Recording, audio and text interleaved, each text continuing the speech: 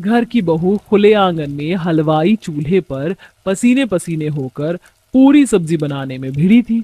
इसे एक परात के आटे के पेड़े बनाने में ही मैं तो पसीने में नहा गई। अभी तो पूरी बेलना भी बाकी है, ऊपर से इतनी तगड़ी तीखी धूप, मेरी हालत तो खराब हो गई है।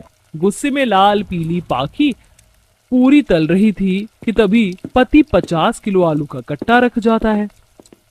बाकी ये लो, मैं भंडारा आलू बनाने के लिए 1 बोरी आलू ले आया हूँ। तभी सास जेठानी साबुत मसाले धनिया मिर्च की बरनी लेकर आती हैं। पाकी बहू, भंडारा आलू खड़े धनिया और सूखी लाल मिर्च पर छौंकना, स्वाद बढ़ जाता है। देवरानी जी, सब्जी में मिर्ची का बुरादा ज्यादा डालना, तभी तीखापन आएगा। हाँ हाँ, मैं तो जैसे हलवाई लग रही हूँ, भंडारा खिलाने का ठेका ले रखा है। कितने ख्वाब देखे थे मैंने कि शादी के बाद अच्छी खासी मजे की लाइफ जीऊंगी, कैसे खाऊं, खानदान में फंस गई हूं मैं। इतनी चिलचिलाती गर्मी में जब अकेली बहू को भर भर कर सब्जी पूरी बनाना पड़े तो गरम मसाले जितना तेज गुस्सा चढ़ेगा ही। इस पूरी खिचड़ी को समझने के लिए कहानी को शुरू से देखते हैं, जहां पाखी खाने की मेज पर बैठी थी। मम्मी, नाश्ता ले आओ, भूख के मारे मेरे पेट में चूहे कबड्डी खो खो खेल रहे हैं। ये भगवान, कितनी आलसी बेटी पैदा की है मैंने। बनाओ भी और परोस कर भी खिलाओ, ससुराल जाएगी तो क्या करेगी। केतकी गर्मा गर्म पूरी सब्जी लाकर परोसती है। आज मैंने नाश्ते में नमक वाली पूरी कचौरी और साथ में दम आलू की सब्जी बनाई है। चक्कर बता कैसा बना है।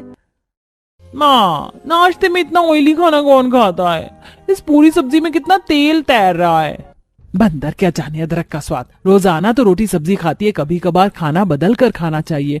पूरी पराठे खाने वाला ससुराल मिल जाएगा तो कैसे बसेरा होगा तेरा। माँ, जिसे पूरी खाना होगा वो खुद बनाकर खाएगा, बहुओं ने बनाकर खिलाने का होटल थोड़ी खोल रखा है। पाखी को पकवान बनाने और खाने से एलर्जी था। थोड़े ही दिनों बाद पाखी शादी होकर ससुराल आ जाती है, जहां जेठानी मधु आरती करती है। देवरानी जी, इस चावल के कलश को गिराकर गृह प्रवेश कीजिए। जी दीदी। कलश गिराकर पाखी ससुराल में कदम रखती है। तभी दोनों ननद काव्या और शालू चुटकी लेते हुए, मधु भाभी, आपके तो मन में मोतीचूर के लड्डू फूट रहे होंगे। छोटी भाभी के आने से आपको रसोई के काम धंधे से छुट्टी जो मिल गई। अरे इतने सालों तक बड़ी बहू ने तो सबको बनाकर खिलाया था, अब देवरानी से सेवा पानी करवाएगी। ये सुनकर पाखी मन में खिटपिट करने लगती है। ये सासू माँ तो जलेबी जितनी टेढ़ी लगती है, आते ही रसोई का झमेला मेरे सर मर दिया। पूरा ससुराल शादी की थकान के चलते आराम करने चला जाता है। इसी प्रकार पाखी का ससुराल में अगला दिन शुरू होता है। जैसे ही नहा धोकर बावर्ची खाने में वो आती है तो हर तरफ बोरी में आटा भरा पड़ा देखती है। किचन के अंदर तो आटे के कट्टे भरे हैं, जैसे कि आटा चक्की का गोदाम हो। आज तो मेरी पहली रसोई है, क्या बनाऊं खाने में। दिमाग में 36 तरह की चीजें घूम रही हैं। इतनी गर्मी का मौसम है, हल्के मसाले देकर मटर पनीर, शाही पनीर और साथ में सिंपल रोटी चावल कर देती हूँ। पाखी सब्जी बनाने के लिए पूरी फ्रिज छान मारती है। हद है, किचन के अंदर एक भी हरी भरी सब्जियां, पनीर वगैरह नहीं है। लगता है सब्जी खत्म हो गई है। तब तक आटा छान कर गूंथ कर फुलके सेक लेती हूँ। पाखी बोरी में से आटा छानने लगती है, तभी घर के मर्दाने आलू की बोरी लाकर रसोई में पटकते हैं। राम राम, कितना भारी आलू का कट्टा था, उठाने में हालत खराब हो गई। तभी पीछे से सास तेल का टीन और साबुत मसाला लेकर आती है। बहू, बोरी खोलकर आलू में हवा लगा दो वरना खराब हो जाएंगे गर्मी से। और मीडियम साइज के आलू सब्जी बनाने के लिए उबालने को चढ़ा दो और पूरी के लिए 10-15 किलो आटा लगा लो। गर्मी में 10-15 किलो आटा गूंथने की बात से बेचारी बहू की सिट्टी पिट्टी गुल हो जाती है। 10-15 किलो आटे की पूरी कौन खाएगा? सासू माँ, मोहल्ले में भंडारा बंटवाना है क्या? तभी जेठानी मुस्कुराते हुए भेद खोलती है। देवरानी जी, किसी को भंडारा नहीं खिलाना। हमारा ससुराल खाते पीते घर से, खास करके सब लोग सब्जी पूरी खाने के बहुत ज्यादा शौकीन है, तो इसीलिए डेली हमारे घर में सब्जी पूरी का ही नाश्ता होता है। ये सुनकर बेचारी बहू का सर चकरा जाता है। पर जेठानी जी, कितनी भयंकर वाली गर्मी पड़ रही है और नाश्ते में तो हल्का फुल्का खाना खाना चाहिए। इतना तेल पककर पूरी सब्जी खाकर पचाना मुश्किल होता है। इस पर पाखी की सास दाना पानी लेकर चढ़ जाती है। बहू, हमारा पाचन तंत्र बहुत तंदुरुस्त है, हमें सर्दी हो या गर्मी सब्जी पूरी ही हजम है। अब फटाफट से भंडारा आलू पूरी बना। जी सासू माँ, पूरी सब्जी खाकर तो चर्बी निकली पड़ी है, आज तो वाट लगने वाली है। चिड़चिड़े मिजाज में आलू चुनकर बहू उबालने के लिए चढ़ती है और बड़े परात में 10-15 किलो आटा लगाती है। तब 1 घंटे बाद दोनों ननद काव्या और शालू आती हैं। भाभी, माँ ने पूछवाया है पूरी सब्जी तैयार होने में और कितनी देर लगेगी?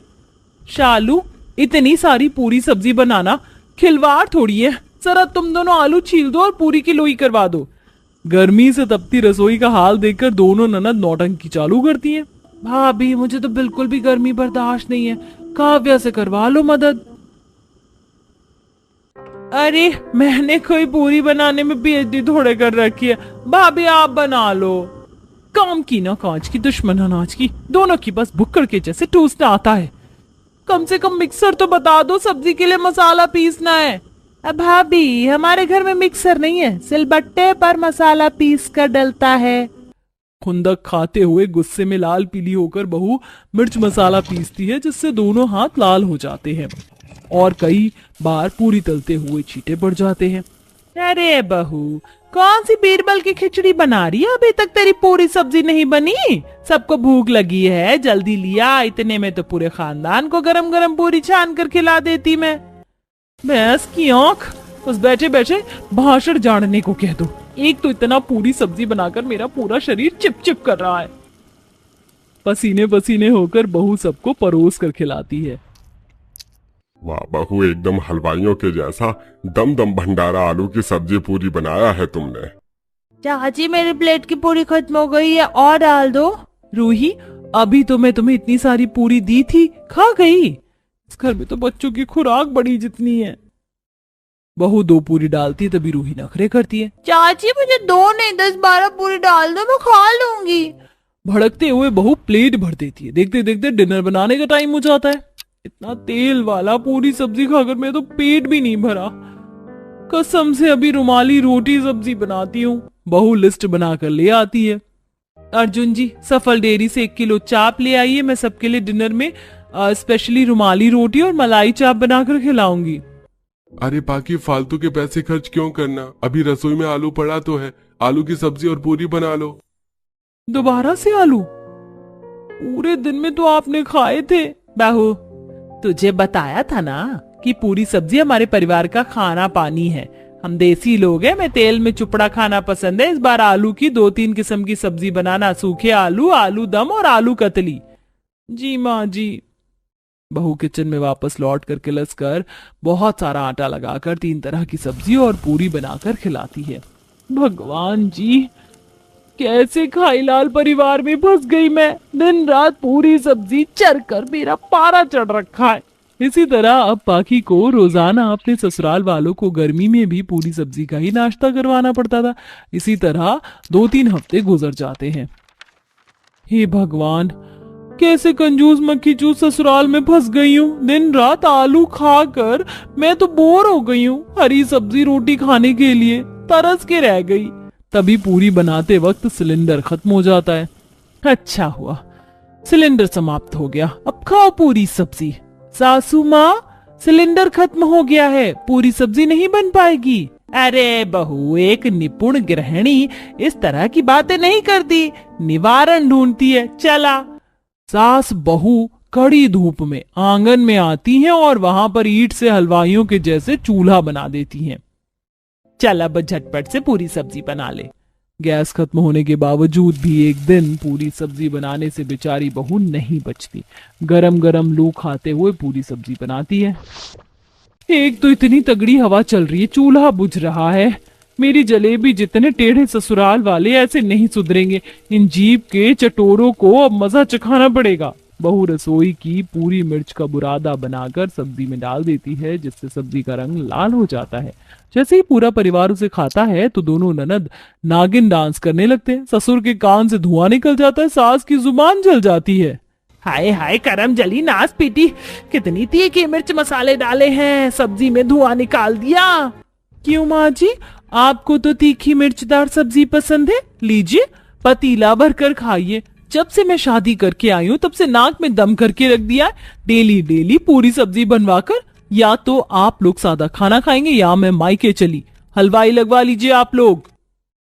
बहू अपने ससुराल वालों के आगे कोई चारा नहीं छोड़ती, जिसके चलते उन सबको शर्त माननी पड़ती है। अब हफ्ते के 6 दिन सादा खाना और 1 दिन सब्जी पूरी बनता है। ससुराल की पहली रसोई में नई देवरानी पीहू ने सबको अपने हाथ का टेस्टी खाना खिलाकर सभी का दिल जीत लिया था। तब रसोई में बर्तन साफ करते हुए, पहली रसोई में सबको मेरे हाथ का खाना बहुत पसंद आया, अब तो रोज ऐसे ही तारीफ मिलेगी। पहली रसोई का खाना अच्छा क्या बना लिया तुमने, तो क्या 7वें आसमान पर चढ़ने लगोगी? इसकी तुम्हें कोई जरूरत नहीं है। दीदी मैं तो क्या, अभी तुम्हें पता नहीं है तुम्हारे साथ ससुराल में क्या क्या होने वाला है। मैं तुम्हारी जेठानी हूँ, देखती जाओ। इतना कहकर डिम्पल वहां से चली जाती है। ऐसे ही पीहू अपने ससुराल की जिम्मेदारी निभाने की कोशिश करती है, लेकिन चालाक जेठानी उसके हर काम को अपने तेज दिमाग से खराब कर देती है, जिसके बाद उसे खुद भी खरी खोटी सुनाती है और सास से भी चुगली करती है। इसी के साथ मॉनसून का महीना लग जाता है। काफी गर्मी में पीहू खाना बना रही थी कि अचानक से रसोई की खिड़की के बाहर आंधी चलने लगती है। ये देख वो खुश हो जाती है। अरे वाह, जिस पल का मुझे इंतजार था वो आ ही गया। अब मैं ससुराल में अपनी पहली बारिश नहीं बल्कि पूरा मॉनसून बहुत अच्छे से एंजॉय करूंगी। सबको गरम गरम भजिया पकौड़े बनाकर खिलाऊंगी, और वो बारिश का तेज नींबू वाला बना हुआ भुट्टा, उसकी तो बात ही कुछ और है। और वो तीखे चटनी वाले मोमोज, वो तो मैं अपने हाथ का सबको बनाकर खिलाऊंगी। लगता है थोड़ी देर में बारिश होने वाली है। मैं छत पर चलती हूँ बारिश में भीगने। रसोई का काम खत्म करके पीहू फटाफट से छत पर चली जाती है, जहां तेज हवाओं के साथ मॉनसून की पहली बारिश की बूंदें पड़ने लगती हैं। वाओ, कितना अच्छा लग रहा है बारिश में भीगकर। थोड़ी देर में जाकर सबके लिए पकौड़े बनाऊंगी और सब एक साथ बैठकर चाय पकौड़े खाएंगे। तभी उसे ढूंढते हुए उसकी जेठानी छाता लिए छत पर आती है। मैं कब से आवाज लगा रही हूँ और तुम यहाँ बारिश में थिरक रही हो। दिमाग तो ठीक है ना तुम्हारा? नई बहू होकर ऐसे छत पर आना जरूरी है? अभी मॉनसून की पहली बारिश सिर्फ तुम्हारे लिए नहीं, हमारे लिए भी। अब जाओ माँ जी और मेरे लिए पालक प्याज पनीर इनके पकौड़े बना कर लाओ। दीदी पकौड़े तो मैं बनाने जा ही रही थी, बस अभी 10 मिनट में बनाती हूँ कपड़े बदल कर। नहीं, तुम कपड़े नहीं बदलोगी। किसने कहा था तुमसे कपड़े गीले करने के लिए? अब जाओ और इन्हीं कपड़ों में गर्मा गर्म पकौड़े बना कर लाओ हमारे लिए। ठीक है दीदी। बेचारी देवरानी गीले कपड़ों में ही रसोई में जाकर सास और जेठानी के लिए पकौड़े बनाती है, जिससे उसके शरीर में खुजली होने लगती है। ये गीली साड़ी मुझे बहुत परेशान कर रही है। पता नहीं जेठानी जी ने ऐसे क्यों डांटा मुझे। मैं बस अपने ससुराल की बारिश का ही तो लुत्फ उठा रही थी। जैसे तैसे पकौड़े बनाकर वो सास और जेठानी को खिलाती है कि जेठानी पकौड़े खाते ही गरम पकौड़ों से देवरानी के हाथ पर मार देती है, जिससे उसका हाथ जल जाता है। जेठानी जी आपने क्या किया? वो गरम पकौड़ा था। हाँ तो हमें कुछ भी अंट शंट बनाकर खिला दोगी क्या? इन पकौड़ों में नमक नहीं है। तुम्हारी जेठानी बिल्कुल ठीक कह रही है। वो भी जब कुछ खाना बनाकर लाती है तो थोड़ा चख लेती है। तुमने चखा क्यों नहीं? अब इसे यहाँ से ले जाओ और अच्छे से पकौड़े बनाकर लाना। आधा मूड खराब कर चुकी हो। अगर बारिश बंद होने के बाद पकौड़े लाई तो मैं तुम्हें छोड़ूंगी नहीं। सास के डांटने से पीहू की आंखें भर जाती हैं और वो दोबारा से पकौड़े बनाकर सास के लिए ले जाती है, जिस वजह से गीले कपड़ों में अब उसे सर्दी लग रही थी। लीजिए माँ जी, बहुत अच्छा करारे और चटपटे पकौड़े लाई हो। अब दफा हो जाओ, मुझे और माँ जी को खाने दो। माँ जी मैं भी बैठ जाऊँ आपके साथ में पकौड़े खाते हैं ना? क्या मैंने या बड़ी बहू ने कहा कि तुम यहाँ बैठ जाओ? लातों के भूत बातों से नहीं मानते। डिम्पल की तीखी बात सीधा पीहू के दिल पर लगती है और वो अपने कमरे में जाकर कपड़े बदलती है। अगले दिन फिर बारिश का मौसम हो जाता है। तब पीहू, कल पकौड़ी नहीं खाए तो क्या हुआ? बारिश में भुट्टा खाने का भी अलग ही मजा है, जो नींबू निचोड़कर नमक लगाकर बहुत अच्छा लगता है। छाता लेकर बाहर चली जाती हूँ। पीहू बाहर छाता लेकर जाने वाली होती है, लेकिन बारिश में भीगने के लिए वो छाता लेकर ही नहीं जाती और फिर भरे हुए रास्ते को जैसे तैसे करके पार रोड से 3 भुट्टे घर ले आती है। तब जेठानी, ये लीजिए माँ जी, हमारे घर की मल्लिकाएं हिंद आ गई हैं। हम सबको बिना बताए कहाँ गई थी तुम? बारिश से तुम्हारा पेट नहीं भरता क्या, जो कल भी भीग ली और आज भी? सॉरी माँ जी। जेठानी जी, आपको मैंने बताया नहीं, लेकिन बारिश का मौसम था तो सोचा आपके लिए भी भुट्टा ले आऊं। मैं अब साथ में खाएंगे। साथ में खाएंगे, लेकिन ये नहीं कि मेरे और माँ जी के दांतों में चिपक जाता है। इसके भुट्टे के दाने अलग से निकाल कर इसका चाट बनाकर लाओ, तब खाएंगे हम। लेकिन जेठानी जी, भुट्टे का असली मजा तो... बहू, तुम्हें एक बार की बात समझ नहीं आती? जो तुम्हारी जेठानी बोले ना वैसा कर दिया करो। तब पीहू तीनों भुट्टों का चाट बनाकर सास और जेठानी को दे देती है और खुद पीहू के लिए कुछ भी नहीं बचता। वो अपने ससुराल में आकर भी सबसे बहुत अलग थी। अपना पति टाइम देता था, न ही ससुराल में सास और जेठानी समझती थी। ऊपर से मॉनसून की वजह से जो पड़ोसी या रिश्तेदार मिलने आते हैं, उनके बच्चे कीचड़ गंदगी फैला देते हैं, जिस वजह से ये काम भी पीहू के हिस्से में आता है। मैं अपने ससुराल में क्या क्या अरमान लेकर आई थी कि मैं बारिश में सबके साथ पकौड़े, नींबू वाले भुट्टे खाऊंगी, गर्मा गर्म मोमोज बनाकर खिलाऊंगी, झूले झूलूंगी। लेकिन ऐसा तो यहाँ पर कुछ भी नहीं है। बस पूरे दिन घर की सफाई और इस कीचड़ को साफ करने में ही दिन बीत जाता है। अपने ख्वाबों में हमें गाली दे रही हो क्या? ध्यान कहाँ है तुम्हारा? दिखता नहीं है यहाँ पर कितनी गंदगी है, दाग है? जल्दी साफ करो और उसके बाद कॉफी बनाकर लाना। सामने वाली पड़ोसन की बहू आ रही है। दीदी, उसके बाद मुझे बारिश के गंदे कपड़े धोने जाने, कॉफी आप बना लीजिए। देवरानी होकर तुम मुझे काम दोगी? चुपचाप से जो बोला है वैसा करो। बोला था ना माँ जी ने, तुमको समझ नहीं आता? ठीक है दीदी। फिर पीहू उन कीचड़ के पैरों की सफाई करके डिम्पल और पड़ोसन के लिए कॉफी बनाकर लाती है, जिसके बाद बदबूदार बारिश के कपड़े धोती है। बस इन सब चीजों में ही उसका सारा वक्त निकल जाता है। फिर शाम की बारिश के समय पीहू सब्जी लेने बाजार जा रही होती है, लेकिन डिम्पल उसे अकेले नहीं जाने देती। उसके साथ बाजार आ जाती है। सब्जी खरीदने के बाद वो अकेले मोमोज खाती है, लेकिन उसे नहीं देती और लौटते वक्त गड्ढे में गिर जाती है, जिससे आसपास के लोग उस पर हंसने लगते हैं। देखो, ये औरत बहुत देर से अपनी देवरानी पर चिल्ला रही थी और डांटते हुए ही कीचड़ में जा गिरी। अच्छा हुआ। आपने बिल्कुल ठीक कहा। ऐसों के साथ ऐसा ही होना चाहिए। बेचारी को बारिश में सारा सामान पकड़वा रखा है, खुद आगे आगे चल रही है। तुम लोगों की हिम्मत कैसे हुई मुझ पर हंसने की? और पीहू, तुम ये सब तुम्हारी वजह से हुआ है जो लोग मुझ पर हंस रहे हैं। घर चलो तब बताऊंगी। लेकिन दीदी, मैंने कुछ भी नहीं किया। तब दोनों बहू घर पर आ जाती हैं। जेठानी सास को भड़काकर पीहू के बारे में बाजार की हरकत बताती है, जिस वजह से मीनाक्षी पीहू को और भी ज्यादा खरी खोटी सुनाती है और गीले कपड़ों में ही काम करने की सजा देती है। बेचारी गीले कपड़ों में रात का सारा रसोई का काम करके खाना खाती है, जिससे उसे अगले दिन बुखार आ जाता है। वहां भी डिम्पल उससे अपने पैर दबाती है। बस अब मुझे अच्छा लग रहा है, तुम जा सकती हो। कहा था ना, ससुराल में तुम्हारी जिंदगी नरक बना दूंगी।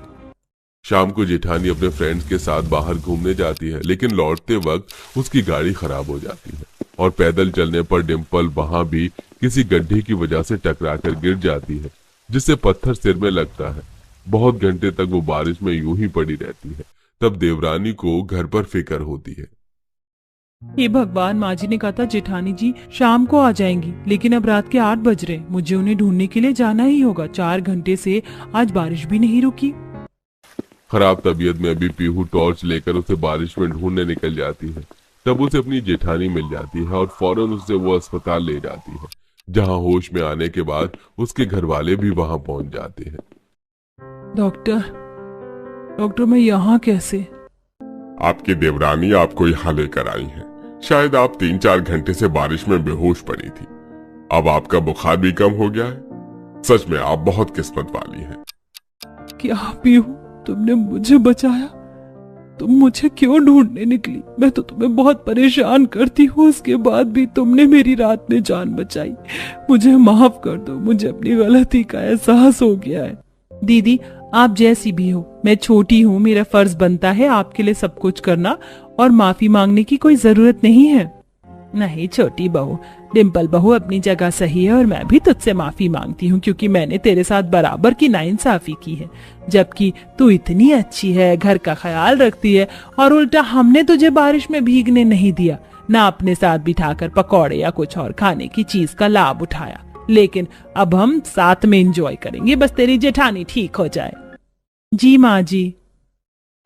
डिस्चार्ज होने के बाद डिम्पल घर आ जाती है और जब वो ठीक हो जाती है तो अपने हाथों से सास के साथ रसोई में मिलकर देवरानी के लिए अच्छी अच्छी खाने की चीज बनाती है, जिसे तीनों छत पर बैठकर मजे से खाती है।